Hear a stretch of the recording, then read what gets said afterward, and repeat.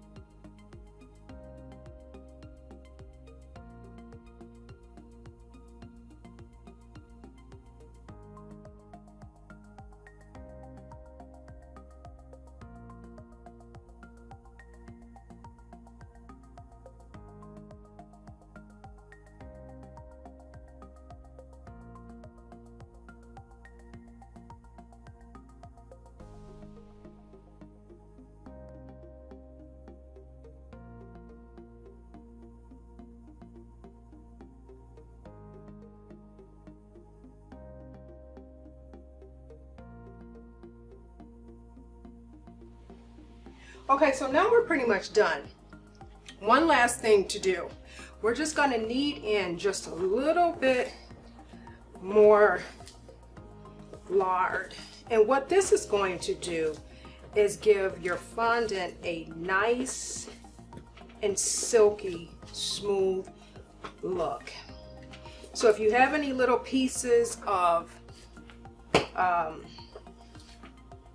sugar, you know, that maybe didn't incorporate, well, this is going to take care of that, and it's going to look nice and smooth. Now you can't use this the same day. It's best if you know, after you knead it, make it look nice and smooth, you let it sit and rest overnight, because this is really still warm, so it needs to firm up.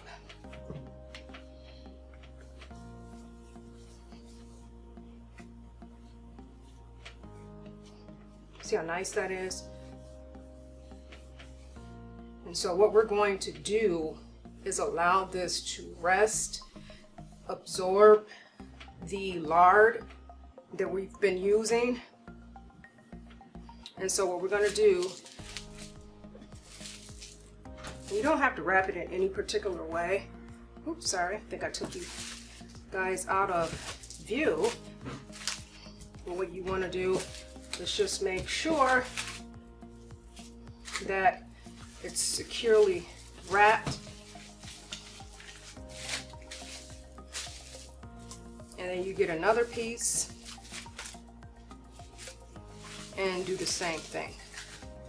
Now this will yield about 3 pounds of fondant. And again, we just are gonna let this rest overnight so it can firm up a little bit.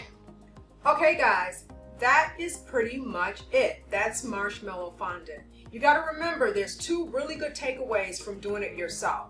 It's totally inexpensive in comparison to the store-bought, and it tastes so much better. All right, so remember, when you're done with your fondant, make sure you wrap it in saran wrap and put it in a nice tight Ziploc bag and let it sit overnight. You've been touching it, so it's really soft. We want it to just get a little bit more firm before you start rolling it out and decorating your beautiful creations with it. As always, please be sure to subscribe, turn on notifications, share my videos with your family and friends, and most importantly, please watch my videos all the way through, because it really does help a small YouTuber like myself.